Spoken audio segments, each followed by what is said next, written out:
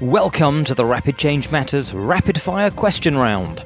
2 minutes to expose the attitudes, beliefs, recommendations and perspectives of all things change work.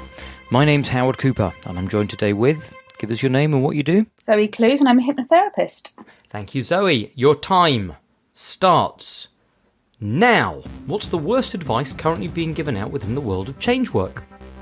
I have a huge issue with this therapists that promise to change everything within one session. I think it's really irresponsible. I think things can be changed in one session, but I think, I can change whatever it is, guaranteed in one session for £500, for example.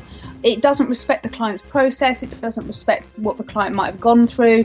I think you can change nail biting in one session. I think you can change smoking in one session. I think things can be changed in one session, but to put that pressure on somebody and their subconscious and all the nuances and all the things that their subconscious may need to work through, resolve, grieve and heal to be changed in one session is a highly irresponsible promise. If you had to reread one book about change work 100 times, what book would it be? My go-to book is John Bradshaw, who wrote The Homecoming. He's written loads of amazing books. He wrote Healing the Toxic Shame That Binds You as well, which is also fantastic. But The Homecoming is great because it's all about the inner child, which I think is the real game changer when it comes to, if you heal the inner child, I think it's a real game changer for personal transformation and for transforming clients and their negative self-belief. If you could have a personal one-on-one session with any therapist or change worker, past or present, who would it be? Carl Jung. Can you think of a concept or an idea that you used to believe was true, but you've subsequently changed your mind about? It's less that there's something I've changed my mind about, and more that I think I'm more impressed by the power of how much can transform. So I didn't really realise when I first started out how much you could transform with change work. Knowing what you know now, what advice would you give to your 20-year-old self? Well, I used to think that I had to believe in myself to get things done. Actually, I think it's the other way around. I think actually, if you do the thing, then the self-belief will come.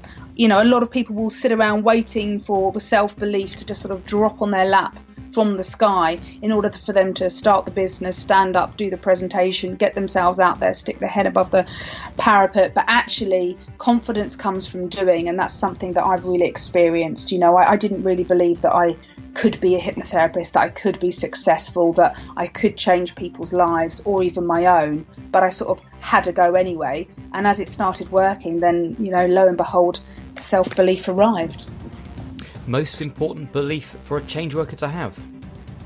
I think the most important thing you can do as a change worker is hold the clients, almost hold the vision of success for the client.